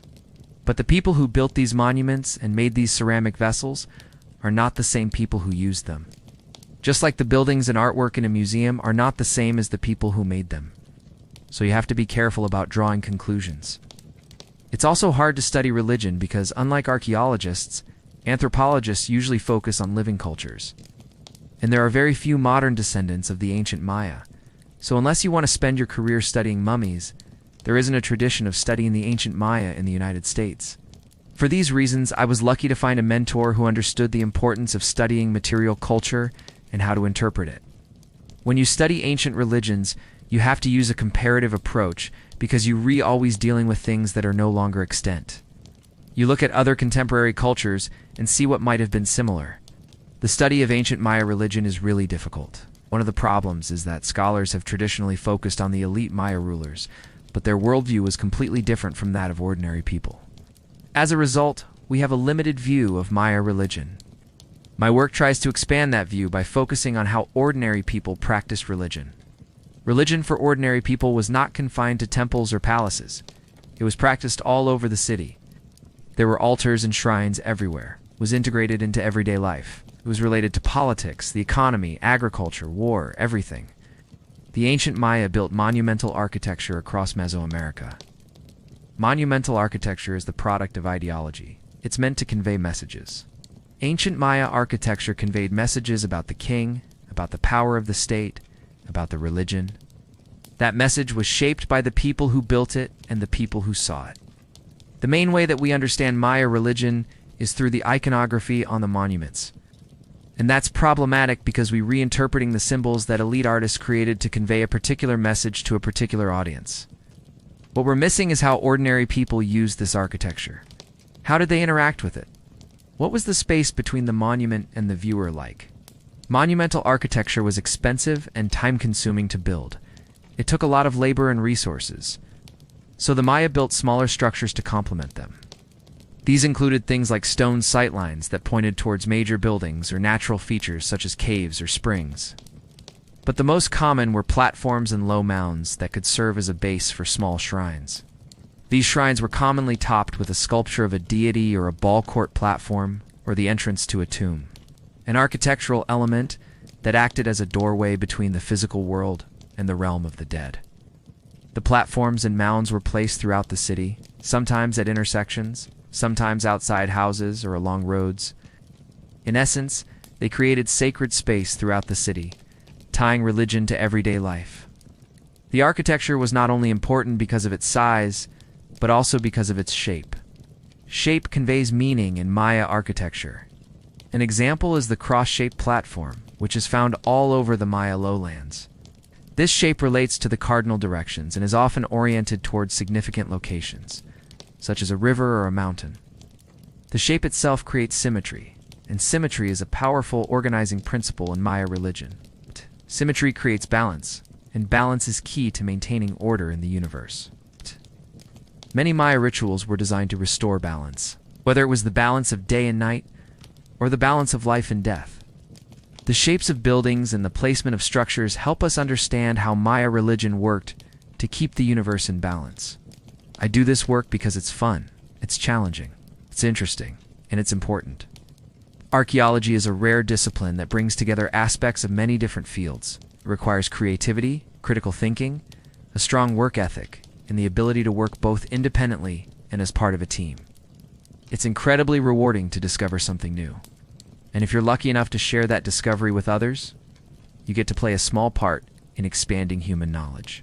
Stone temples stand, weathered and cracked. Roots embrace them. Birds nest where kings once ruled. But beneath the silence, there is memory. Of those who labored, of those who ruled. Stars watched, calendars carved, and offerings made beneath a canopy of green. As you drift now into sleep, let the echoes of ancient footsteps, slow, steady, and silent, guide you deeper into rest. Good night, ... From the city beneath the trees. Welcome to another quiet passage through time.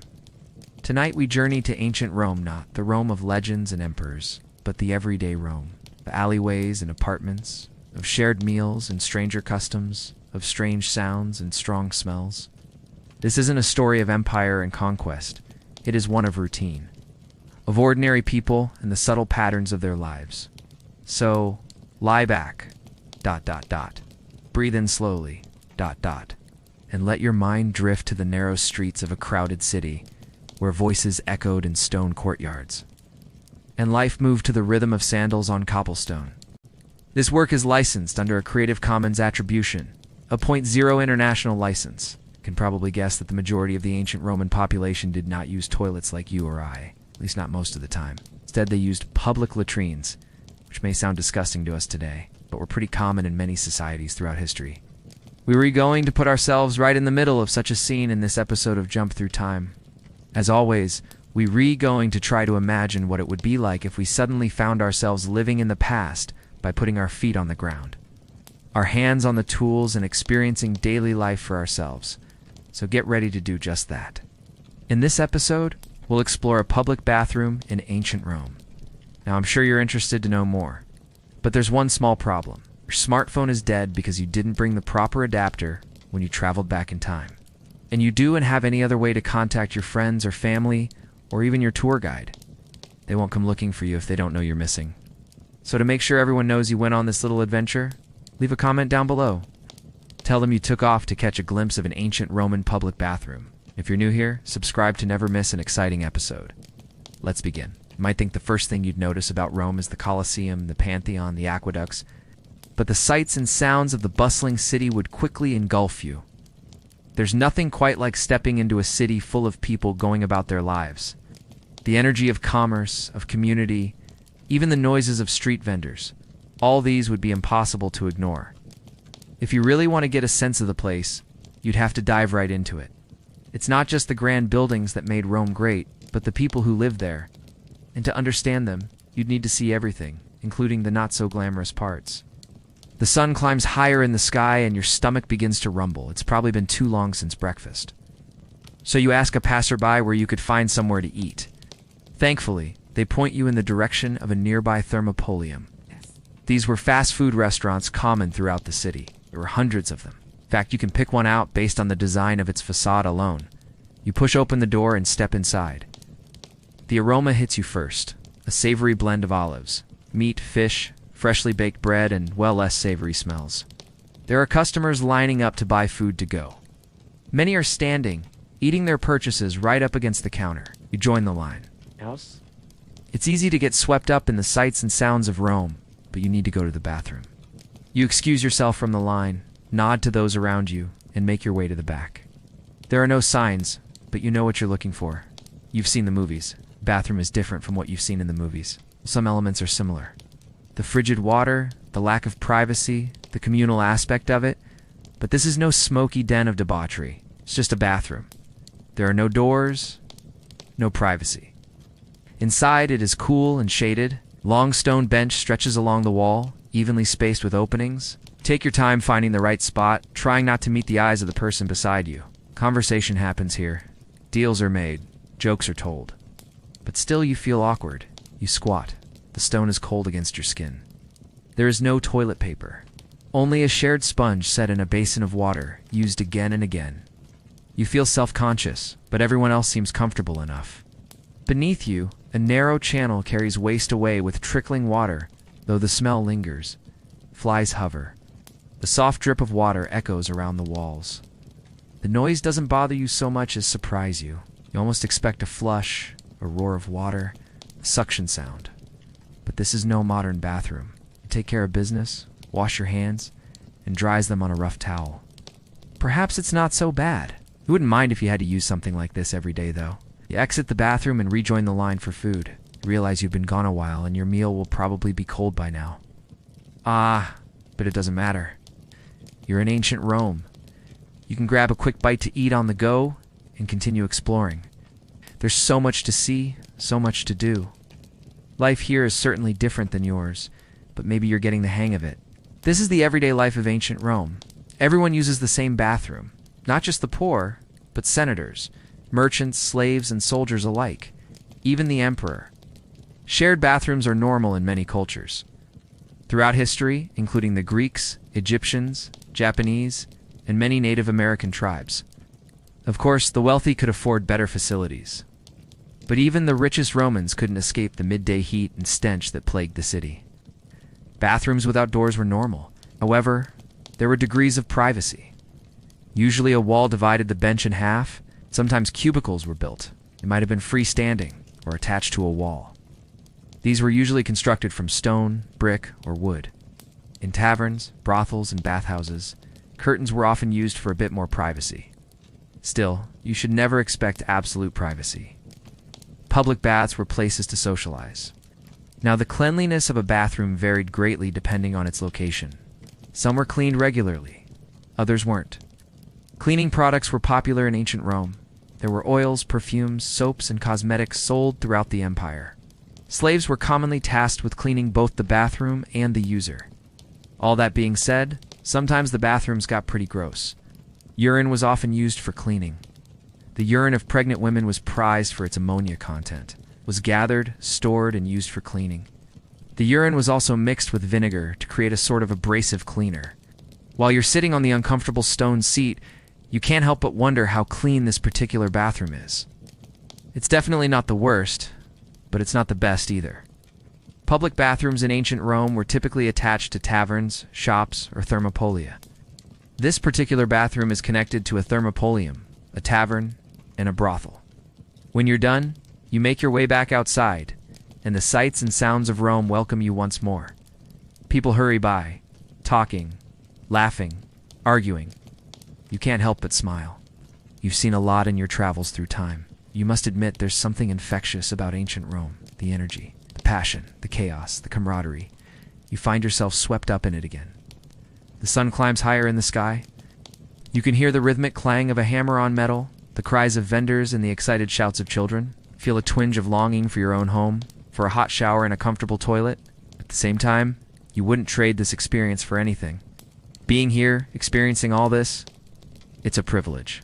You hope you can remember this when you get back home. The soft light of dusk begins to fall over Rome.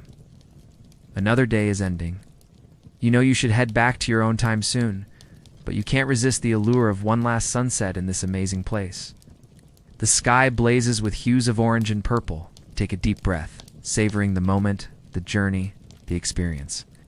As you watch the sun dip below the horizon, you can't help but feel a sense of contentment. It's been a day filled with surprises, challenges, and a whole lot of history. Ancient Rome wasn't just about grand monuments and powerful emperors. It was about the everyday lives of the people, the laughter, the struggles, the shared experiences, and you've had a front row seat to a small part of it. The memory of this day will stay with you, reminding you of the incredible journey you took through time. As you prepare to say goodbye, you can't help but feel a pang of sadness. You've grown fond of this place, its people, and the stories it tells. But you know it's time to return. With heavy steps, you start your journey back home. Thanks for joining us on this episode of Jump Through Time. If you enjoyed the experience, please consider leaving a comment down below. Tell us about the craziest bathroom you've ever seen. And if you want to see more of ancient Rome, subscribe so you never miss an exciting episode. And from there, let us walk away now from the streets of Rome to the halls of power, to the halls of a man called Marcus Tullius Cicero. Let me tell you about him. Cicero was not born great. His family was wealthy. They were influential. They were not, however, noble. It's not in a world where only the descendants of the first citizens could claim that distinction. Cicero was, in fact, a new kind of Roman, the product of a new kind of wealth, the wealth of business and trade. His father sent him to Athens to study philosophy and rhetoric. In other words, the art of speaking, the art of words. And young Marcus took to this study like a fish in water. He learned how to win an argument, how to persuade, how to sway the crowd. This skill would later serve him well. Back in Rome, he started his own practice. He defended clients in court, advised senators on policy. Soon enough, his reputation spread. He became famous throughout the Roman world for his legal acumen, for his silver tongue, they called it, for his mastery of words. And because of this reputation, when Cicero turned 43, he was elected consul, the highest position in the Roman government. He was young to be appointed to this role, but Rome was changing. The old ways were fading. Power was shifting from the Senate to the people, to the generals, to the men who had risen not because of their lineage, but because of their land and legions. Men such as Caesar and Pompey and Crassus, Cicero, with his gift of the gab, found favor with them. For a while, he thrived in this environment. He made powerful friends, successfully navigated the shifting sands of power, even when undefeated in war. Cicero, the philosopher king, defender of the Roman Republic, or so he saw himself.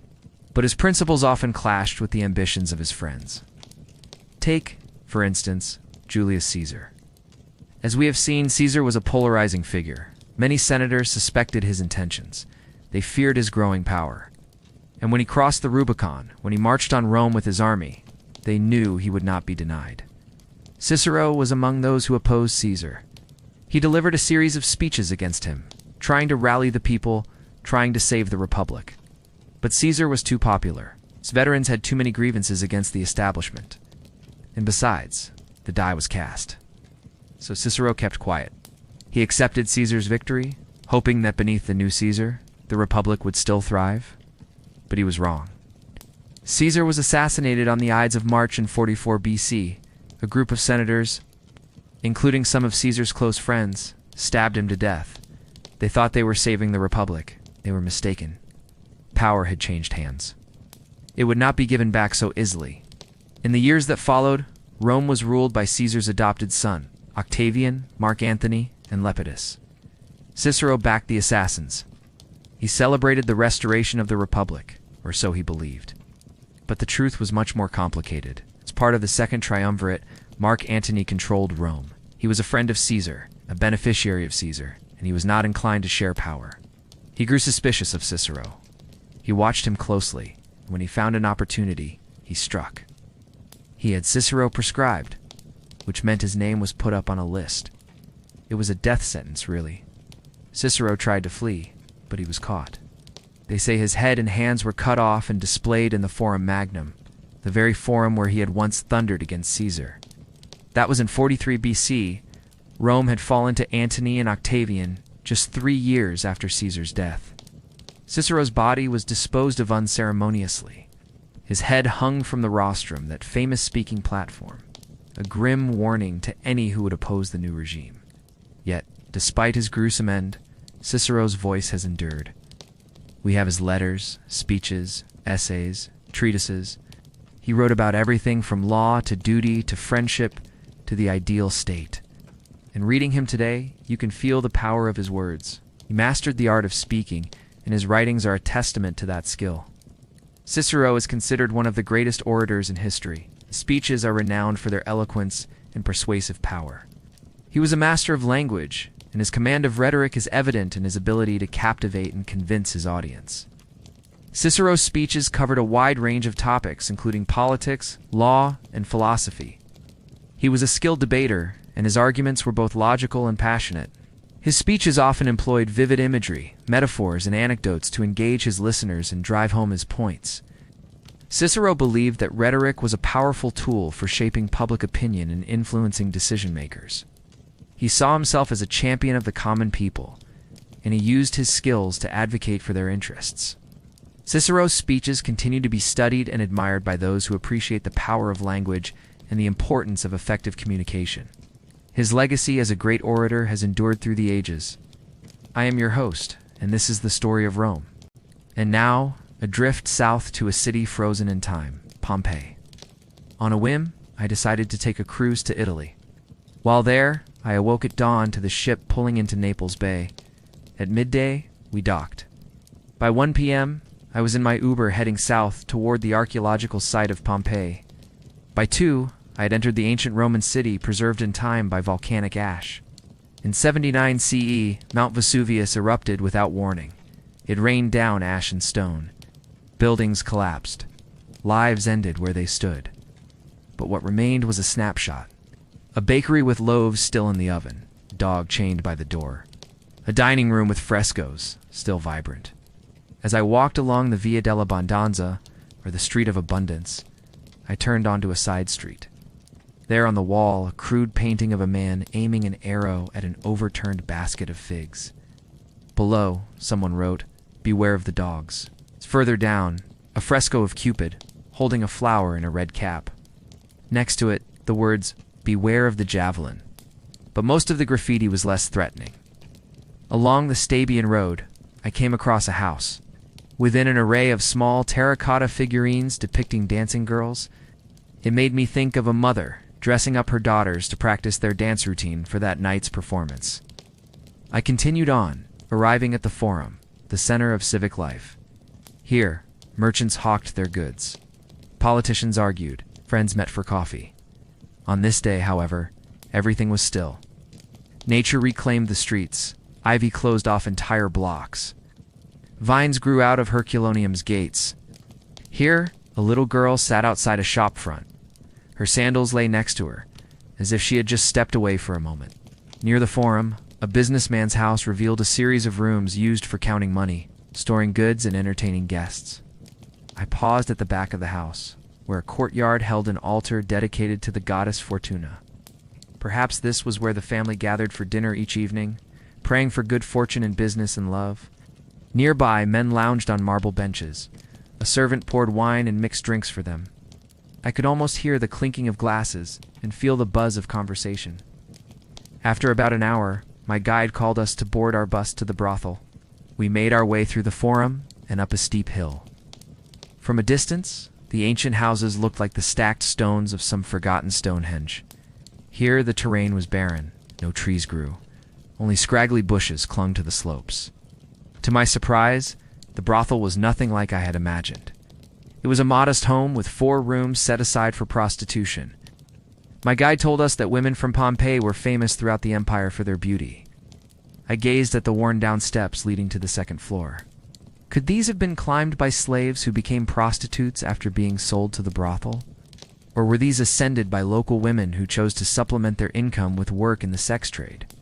We arrived at Pompeii's athletic stadium. Here 20,000 spectators once watched gladiators fight to the death. They also cheered as chariots raced around the track. We descended to the bottom level. In the sand, the ghost of a charioteer stared straight ahead. I wonder if he, too, was frozen in his tracks as the ash rained down from the sky. I walked toward the center of the arena, stopping beside a row of holes dug into the sand. These are the places where the wooden poles for the chariots were planted to steady them. To my right, a large shadow fell upon the sand. I looked up and saw a bull's head embedded into the protective wall. Once this creature charged the stands, leaping over rows of seats and trampling the crowds. As I passed the Temple of Apollo, I heard the strum of a guitar. We stopped at a fast food restaurant. Archaeologists found receipts listing all the goods for sale. This place offered pizza by the slice and beer by the goblet.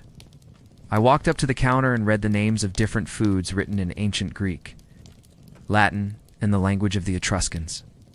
I wondered what it would be like to eat here, to sip wine from a cup while listening to musicians play. The answer came when I visited the Thermopolium, a buffet-style eatery. It looked much like a cafeteria. People came here to sit, eat, and socialize. Cups and plates lay abandoned on tables, along with the remnants of meals. Archaeologists believe these items were made from wood or bronze, so they decomposed over time. What they left behind was their imprint. In this Thermopolium, cups left indentations in the wet plaster. In another, the shape of a plate was burned into the countertop. It was here that people ate. Men of business conducted deals. Lovers exchanged glances. Slaves sought refuge from the heat. By now, I had walked extensively through the ruins. But my favorite discoveries were the smallest things. The footprint in soft earth, the worn handle of a jug, a coin tossed into a fountain. Each object told the story of the individual who owned it. How did they live? How did they die? And how does their life reflect our own? These questions lingered in my mind as I entered the brothel. It was until I had seen much of Pompeii that I realized it was no city of sin. Rather, it was an average Roman city. Sure, it had taverns and brothels, but it also had temples, forums, theaters, gardens, and homes. Life here was dense. It was close, it was rich in detail, and then it ended. We entered the barracks where soldiers once slept. To our left, a well. Beside it, a small altar with an offering bowl. The soldiers stationed here weren't fighting a war. Instead, they kept watch over the city. Their job was to maintain order, to protect travelers, and to stop thieves and prostitutes from disrupting the peace. One soldier sat on his cot, his legs propped up on a low table, his sandals kicked off to the side. He seemed at ease. A few steps away, a dog rested his chin on his paws, watching a bird hop nearby. Did these animals belong to the soldiers, or to Pompeii itself? Archaeologists discovered a wealth of artifacts in the barracks, including cups and saucers stamped with the image of the Roman emperor. The soldiers may have celebrated his birthday here. They could have cheered and eaten cake as the frescoes on the walls depicted scenes from Greek mythology. They could have toasted the emperor's health with wine and exchanged gifts under the watchful eyes of Mars, the god of war. Then suddenly a sharp rock fell from the ceiling. Startled, the soldiers rushed outside.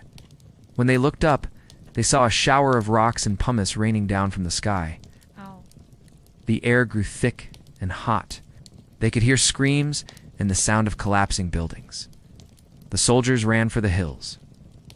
Most didn't make it. Now, standing in the barracks, I felt the chill of the morning wind and the weight of history. I was surrounded by the ghosts of men who died young, far from home, trying to save others. I arrived at the amphitheater and gasped. It was huge. Looking down into the pit, I imagined thousands of spectators cheering as gladiators fought. Wild animals snarled and prisoners were put to death. Because Pompeii was a popular vacation spot, shows here were even more extravagant than those in Rome. Sometimes 2 shows took place in a single day. The first at noon, the second at 4. Spectators were mostly middle and upper-class Romans. Slaves and servants were not allowed entry. It was here that patrons gambled, drank, flirted, and made wagers on the outcome of a fight. When the amphitheater was built, the citizens of Pompeii likely thought it would last forever. They decorated it with frescoes and sculptures. They created ornate archways and comfortable viewing areas. They ensured the best acoustics in the empire. And then, in the blink of an eye, everything changed. Near the amphitheater, I came across the house of the vet. It was here that archaeologists found the lead sarcophagus of Marcus Fenarius Secundio. He died on that fateful day in 79 CE, but his body was entombed 2 years later. Inside, a mummified pig lay at his feet. Behind him, the head of a horse. This tomb, with its expensive artwork and quality craftsmanship, indicates the deceased was wealthy. Above him, a scene from Greek mythology. In the center, Hades abducts Persephone, the daughter of Demeter. As she's dragged down to hell, she lets go of a pomegranate. Seeds fall to the ground. From the seeds, a new plant grows, symbolizing rebirth. On the other side, a beautiful woman reclines on a couch. She is Cornelia, the mistress of the house. As I walked through the gardens, I noticed 2 round objects lying on the ground. I bent down and picked them up. They were smooth and hard. I turned them over in my hands, admiring their symmetry. Somehow they reminded me of children's toys. I asked our guide what they were. "Children's toys," she replied. "They're actually millstones." At the end of the tour, I returned to the house of the vet. Here I saw a piece of fabric in the shape of a circle. It was so fragile that it looked as though it would disintegrate in my hands. Our guide pointed out the intricate patterns woven into the cloth. She told me it was a table cover. Likely a woman sat at the edge of a table and sewed these designs into the cloth. Suddenly I wanted to touch everything. The city was destroyed, but it spoke. Arverns with counters still stained from wine. Houses with tiny shrines in corners. Gardens replanted from ancient root molds. Laundry vats filled with lye and urine. The city was alive with activity. That day in 79 CE, everyone was doing something. They were buying, selling, eating, arguing, dreaming. Their lives were full of purpose. And then it all stopped. They were locked in time. We're merely visitors. Thanks for watching.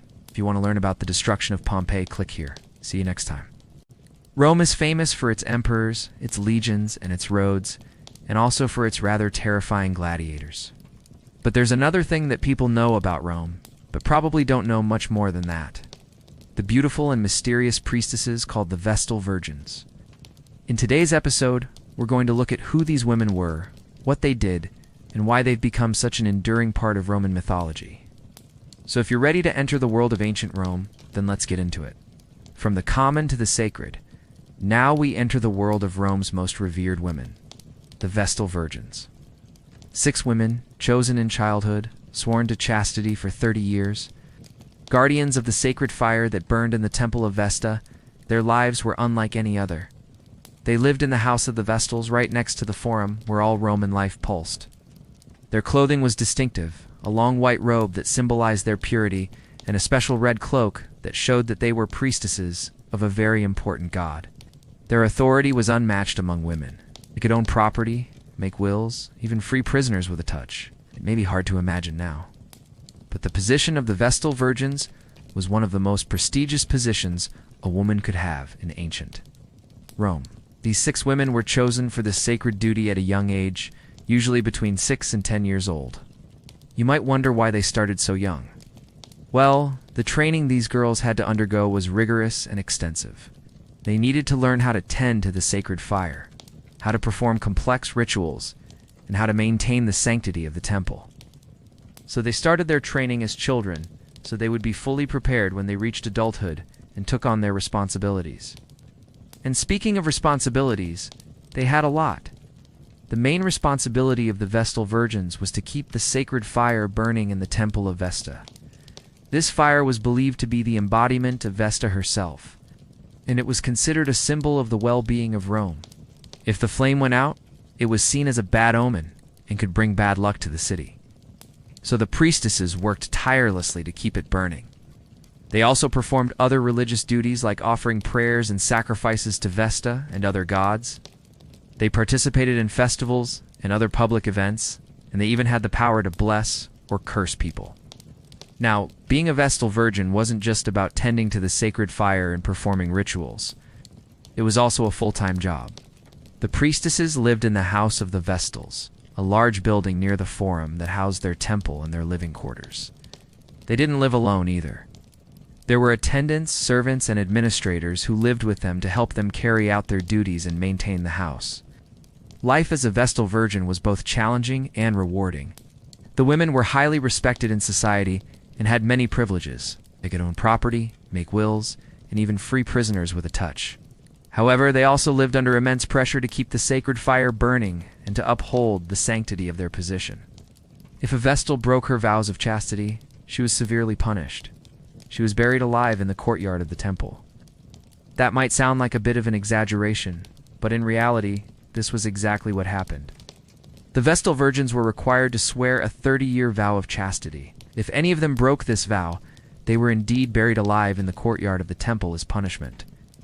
This may seem extreme to us now, but remember that in ancient Rome, the concept of chastity was extremely important, especially for women.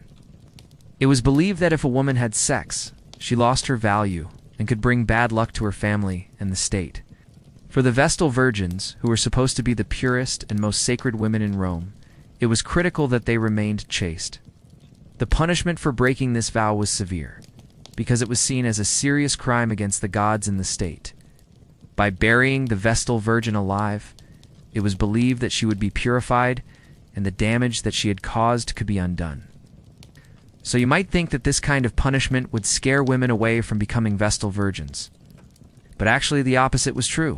The position of Vestal Virgin was highly sought after by Roman women. It was seen as a great honor to be chosen for this position, and the prestige and benefits that came with it were simply too good to pass up. Even though the punishment for breaking the vow was severe, women still volunteered for the position. They knew that if they were chosen, they would be taking on one of the most important roles in Roman society, and they were willing to do whatever it took to fulfill it. Although life as a Vestal Virgin was undoubtedly challenging, the rewards were equally significant.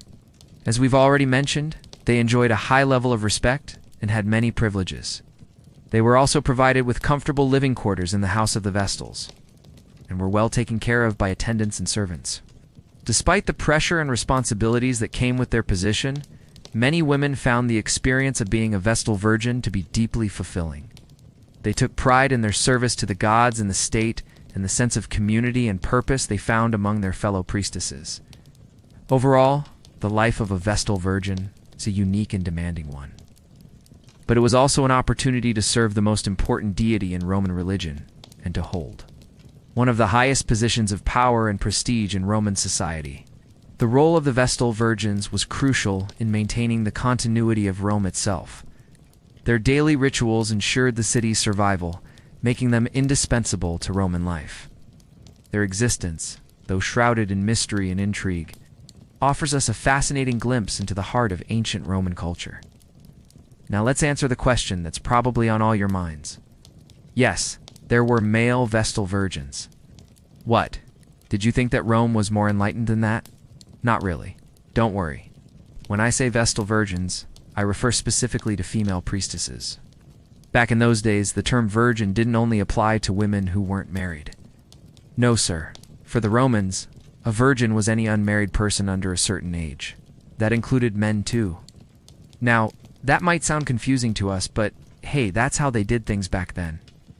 Anyway, while men could be virgins in the Roman sense of the word, they never served as Vestal Virgins. Those priestesses were exclusively female and held a unique position in Roman society. Being a Vestal Virgin was a full-time commitment, and you could unhold any other jobs at the same time. These women were dedicated to Vesta and her sacred fire, and that was their one and only focus. However, once their 30-year term was up, they were free to pursue whatever they wanted, including marriage and having children. Some Vestal Virgins chose to marry into influential families, and their previous position gave them quite the advantage in finding a suitable partner. After all, they were seen as highly desirable brides due to their status and reputation for purity and piety. So while being a Vestal Virgin limited their options while in service, it actually opened doors for them in the marriage market later on. The influence of the Vestal Virgins extended beyond the realm of religion. They played a significant role in politics and society, often acting as advisors to emperors and other powerful men. Their wisdom and insight were highly valued, and they were often called upon to settle disputes and offer guidance. Now let's talk about the end of the Vestal Virgins. See, the position of Vestal Virgin began to decline along with the decline of Roman power. As paganism fell out of favor and Christianity became the dominant religion in the empire, the importance of the Vestal Virgins diminished. The last Vestal Virgins died in the early Middle Ages, and their role in Roman society was eventually forgotten. The Vestal Virgins were not just priestesses. They were symbols of Rome's identity, its power, and its values.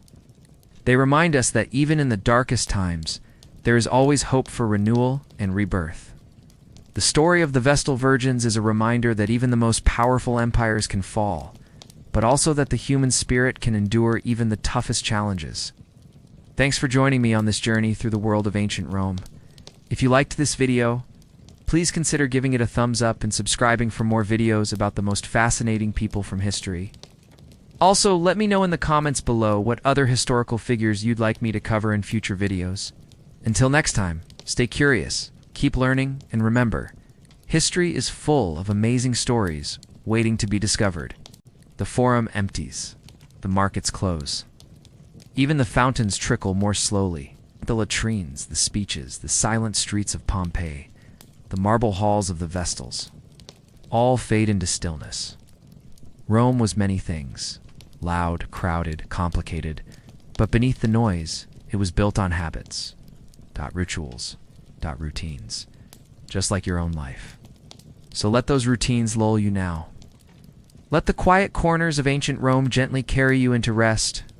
Good night, From the city of stone and memory,